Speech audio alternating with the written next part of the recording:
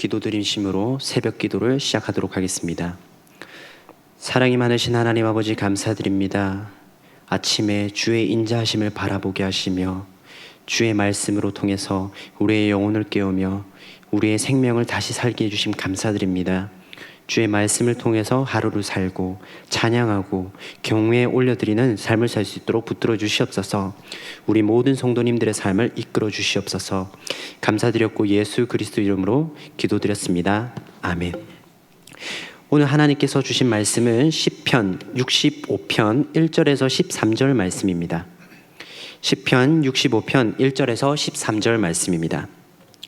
한 절씩 교독하시고 마지막 절은 다 같이 봉독하도록 하겠습니다.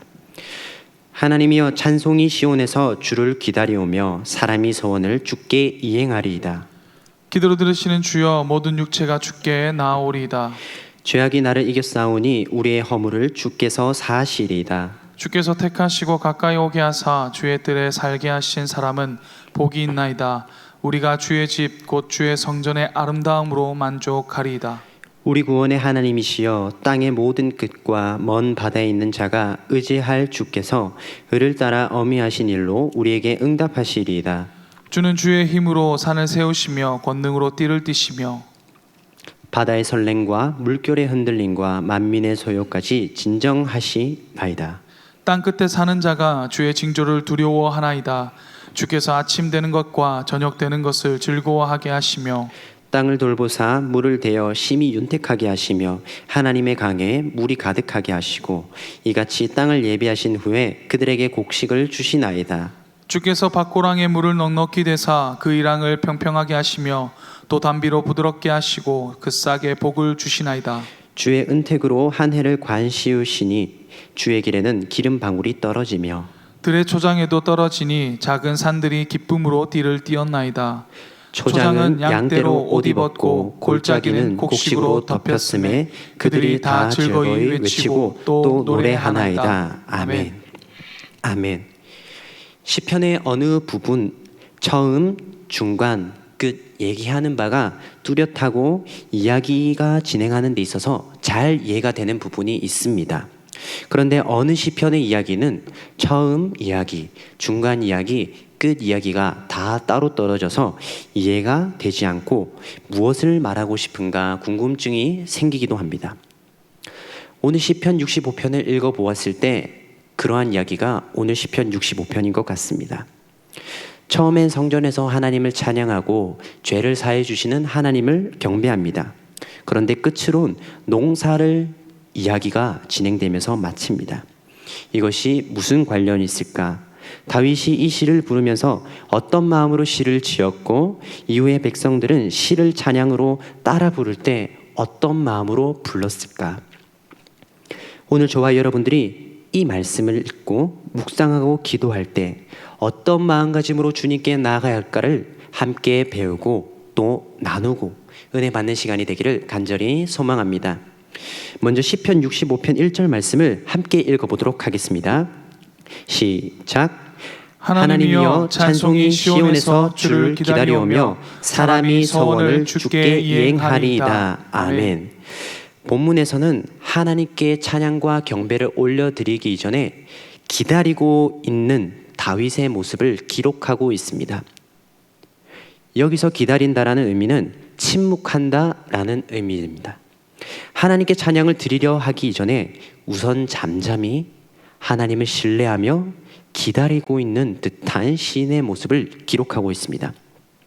하나님께 무엇인가를 열심히 기도하고 무엇인가를 보여드리려 하기 이전에 마음을 집중하고 하나님께 집중하는 것을 보여줍니다.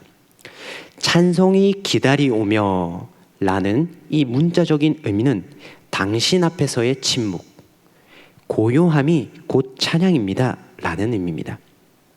찬양은 항상 주님 앞에 있는 곳으로 또 어떤 말로도 형용할 수 없고 설명할 수 없는 그런 놀라운 구원을 이루신 하나님 앞에서 경외감을 나타내는 표현으로 침묵의 순간을 찬양으로 표현했다라고 볼 수 있습니다. 즉 하나님의 구원의 놀라움은 열정으로도 또 뜨겁게도 찬양할 수 있지만 마음속으로 또 침묵으로 하나님께 나아갈 수 있다고 표현하는 것입니다. 우리 동원교회가 그렇게 뜨겁고 열정적으로 찬양하는 것도 좋지만 우리의 마음을 하나님께 집중할 때 또 고요하게 집중하면서 침묵의 표현으로도 하나님의 놀라운 구원을 경외하는 마음을 마음속에 항상 품고 살아가기를 간절히 소망합니다. 우리 함께 2절 말씀 읽어보도록 하겠습니다. 시작. 기도를 들으시는 주여 모든 육체가 주께 나오리이다. 아멘. 언젠가 모든 육체, 모든 사람들이 하나님께 나아올 것이라고 합니다. 하나님은 모든 사람의 기도를 들으시며 그 사람들이 하나님께 나아오게 할 것이라고 합니다. 다윗의 기도가 이스라엘 백성들을 넘어 온 민족의 기도로 확장되고 있습니다. 그런데 사실 하나님께서는 기도를 다 들으시기는 하지만 모든 기도에 응답을 하시지는 않는 것 같습니다. 오히려 기도와는 정반대의 상황이 벌어지기도 하는 것 같습니다. 하지만 그럼에도 다윗의 기도를 들으시는 하나님은 분명한 믿음을 가지고 다윗에게 행했음을 보고 있습니다. 다윗이 밧세바와의 사이에서 처음으로 갖게 된 아이에게는 그 아이가 태어났을 때 하나님의 심판을 받기로 했습니다. 다윗은 금식 기도를 했습니다. 그 아이가 죽게 하지 말게 해달라고, 심판을 피하게 해달라고 말이죠. 하지만 기도를 간절하게 하였지만 기도 응답은 이루어지지 않은 것 같았습니다. 아이는 생명을 잃었고 심판을 받았습니다. 다윗은 그런데 이러한 상황 속에서도 원망이나 분노를 드러내지 않고 기도의 응답으로 받아들였습니다. 다윗은 하나님께서 자신의 기도를 응답해 주셨다, 받으셨다고 믿었기 때문이죠. 이는 하나님께서 어떤 결정을 내려주시더라도 하나님은 반드시 기도를 들어주시는 분이며 다윗의 신앙 고백이 우리에게 그렇게 알려주고 있고 시편 65편에서도 그렇게 가르쳐주고 있습니다. 그래서 우리는 하나님께서 자신의 기도의 내용대로 응답해 줌에 대해서 우리는 기쁨으로 감사를 하되, 만에 하나 반대적인 상황, 기도를 응답해 주지 않는 상황이 벌어지더라도 하나님께서 기도를 듣고 계신다고 믿고 나가길 소망합니다. 뿐만 아니라 우리의 뜻과 달라도 우리보다 더 큰 계획과 우리 앞길을 준비하시는 하나님을 믿기를 소망하는 우리 도원교회 성도님들 되시길 간절히 소망합니다. 3절 4절입니다. 우리 함께 읽어보도록 하겠습니다. 죄악이 나를 이겼사오니 우리의 허물을 주께서 사하시리이다. 주께서 택하시고 가까이 오게 하사 주의 뜰에 살게 하신 사람은 복이 있나이다. 우리가 주의 집 곧 주의 성전의 아름다움으로 만족하리이다. 아멘. 아멘. 다윗은 강한 사람이었고 골리앗도 이긴 장군이었습니다. 하지만 죄 앞에선 어쩔 수 없는 모두가 똑같은 운명이었습니다. 죄에 사로잡혔고 지배당했다고 합니다. 그런 다윗은 기도를 하면서 하나님께서 나의 죄를 사해 주셨습니다 고백합니다. 나를 우리로 확장하여서 우리의 허물을 주님께서 사해 주셨다고 합니다. 이 기도는 하나님께서 우리의 죄를 덮어주실 때 한 사람 한 사람의 죄만 덮어주는 것이 아니라 우리의 모두의 죄를 덮어주시는 공동체적인 속죄함인 것이죠. 하나님께서는 또한 그런 우리를 4절 말씀에 택하셨다고 합니다. 자신의 노력이나 열심으로 주님의 뜰에 나아갈 수 있는 것이 아니라 하나님께서 먼저 택하신 사람만이 하나님의 뜰에 나아갈 수 있고 하나님께 가까이 갈 수 있고 하나님의 아름다움을 경험할 수 있다고 한답니다. 죄의 지배 당하고 그런 우리 사람들에게 예수님을 보내주시고 그 아이들의 피를 흘려 우리가 하나님께 나아갈 수 있는 길을 열어주신 것이죠. 우리가 선택받고 구원을 받아 주님의 뜰 안에서, 성전에서, 교회 안에서 말씀 듣고 찬양하고 또 봉사로 섬길 수 있게 되었습니다.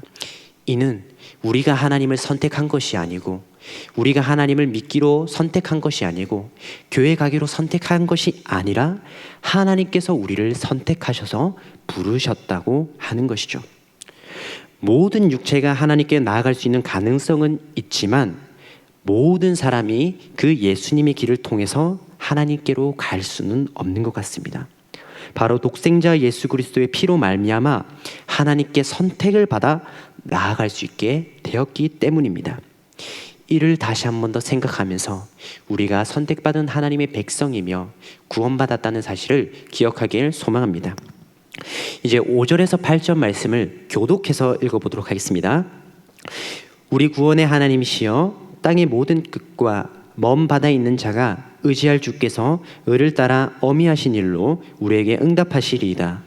주는 주의 힘으로 산을 세우시며 권능으로 띠를 띠시며 바다의 설렘과 물결의 흔들림과 만민의 소요까지 진정하시나이다. 땅끝에 사는 자가 주의 징조를 두려워하나이다. 주께서 아침 되는 것과 저녁 되는 것을 즐거워하게 하시며. 아멘. 아멘. 5절부터 8절까지의 내용은 온 세상을 지으시고 창조하신 그 하나님께서 혼돈의 세력을 제압하시고 세상 질서를 세우신 하나님을 찬양하고 있습니다. 동쪽부터 서쪽까지 세상의 모든 사람들이 하나님의 공의로운 통치를 두려워하고 또 환호하면서 하나님의 놀라운 통치를 인정하고 있음을 기록하고 있습니다. 우리 하나님은 전 세계적인 신뢰를 받을 자격이 있는 분으로 묘사되고 있는 것이죠. 세상의 왕과 통치자는 신뢰하기가 참 어려운 것 같습니다. 세상의 통치자는 다스리는 기간이 한정적입니다. 다윗은 자신을 떠올리지 않았을까 생각이 듭니다. 비록 왕이지만 죄에게 지며 왕이지만 생각보다 제한적인 일이 너무 많았고 너무 많은 대적과 너무 많은 내부의 반란자들까지 진정한 왕이신 하나님의 통치를 간절히 바라지 않았을까 다윗이 생각이 듭니다. 그런데 다윗은 그 인생 평생에 자신은 하나님의 종이며 하나님이 이 세상의 통치자라며 찬양하며 고백합니다. 세상의 왕들은 자신이 신이라며 자칭합니다. 많은 이방 민족들이 세상을 다스린다고 주장합니다. 한정된 지역과 사람들을 다스리시면서 자신이 제일 공포스러운 사람이고 위협적인 존재로 잔인하게 세상을 통치합니다. 역사 무언을 보아도 왕이 곧 신이며 왕이 곧 신이며 신이 곧 왕이며 군자도 성자도 왜 그렇게 많은지 모르겠습니다. 그런데 한 시대를 평정했던 이 왕 다윗은 하나님 앞에 자신은 온데간데없고 자신도 죄에게 지는 한 사람의 종이라고 표현을 하면서 온 땅과 만물을 주님께서 다스리십니다. 주님이 통치자이시며 하나님이 창조자이십니다. 찬양하시는 것이죠. 오직 하나님만이 우리의 구원자이십니다. 이 고백을 따라 부르는 백성들의 마음이 어떠했을까 생각해 봅니다. 다른 세계의 왕들은 자신들이 신이라고 할 때 다윗은 그저 청지기이며 대리자일 뿐 하나님이 진짜 신이다. 나는 왕이 아니다. 고백하도록 이끄는 것이죠. 다윗과 그의 백성들이 이 구절을 찬양하는 장면을 볼 수 있다면 얼마나 멋진 장면일까 생각이 듭니다. 마지막으로 9절 10절입니다. 함께 읽어보도록 하겠습니다. 땅을 돌보사 물을 대어 심히 윤택하게 하시며 하나님의 강에 물이 가득하게 하시고 이같이 땅을 예비하신 후에 그들에게 곡식을 주시나이다. 주께서 밭고랑에 물을 넉넉히 내사 그 일양을 평평하게 하시며 또 담비로 부드럽게 하시고 그 싹에 복을 주시나이다. 아멘. 이 시가 정확하게 언제 쓰여져 있는지 알 수는 없지만 시의 내용 가운데 농사의 이야기가 들어가고 있습니다. 주석가들은 농사를 하는 봄의 절기라고 생각하고 있습니다. 즉 이스라엘 봄의 점기 6월절 있던 그 시절에 불렀던 찬양의 시라고 보기도 합니다. 식물이 자라고 강에 물이 가득하게 되고 풍성하게 자라날 수 있는 것, 이 모든 것들이 하나님께서 하십니다. 먹고 마시고 수확하는 것 다 주님의 통치 아래 있습니다. 주님의 통치는 주님의 백성들에게 향하고 있습니다. 주의 백성들을 입히시고 먹이시고 그 힘으로 주를 찬양하고 경배하게 하십니다. 구원의 하나님을 찬양하며 6월절 기간에 이렇게 하나님을 높여드린 것이죠. 말씀 맺도록 하겠습니다. 이러한 고백이 오늘날 저와 여러분들이 동시에 함께 고백되어지길 소망합니다. 비록 어려운 때를 살아가고 힘든 시기를 지나가고 있지만 여전히 주님께서 우리의 찬양과 우리 고백을 받으시며 우리가 침묵하는 동안에도 우리의 마음속에 있는 구원의 기쁨과 마음을 하나님께서 바라보시면서 또한 이 세상을 통치하는 분이 하나님을 인정할 때, 하나님께서 이 세상을 다스린다고 믿고 고백할 때 우리에게 입히시고 먹이시고 또 모든 것을 다스린 은혜를 경험하게 해주실 것입니다. 이것을 믿고 찬양하며 나아가는 우리 동원교회 성도님들 되시길 간절히 소망합니다. 기도드리겠습니다. 사랑이 많으신 하나님 아버지 감사드립니다. 이른 아침 주님의 말씀을 보게 하시고 우리의 마음속에 주님을 경외하는 마음, 주님을 찬양하게 하는 마음을 품게 해주심 감사드립니다.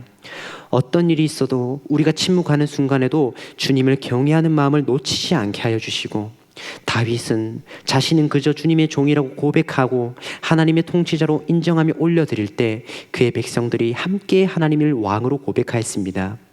오늘을 살아가면서 나의 왕이 나 자신과 이 세상의 우상들이 아니라 하나님의 왕을 고백하고, 또한 우리 교회 모든 성도님들이 함께 하나님이 우리의 왕이심을 고백하는 우리 교회가 되게 하여 주시옵소서. 감사드렸고 예수 그리스도 이름으로 기도드렸습니다. 아멘.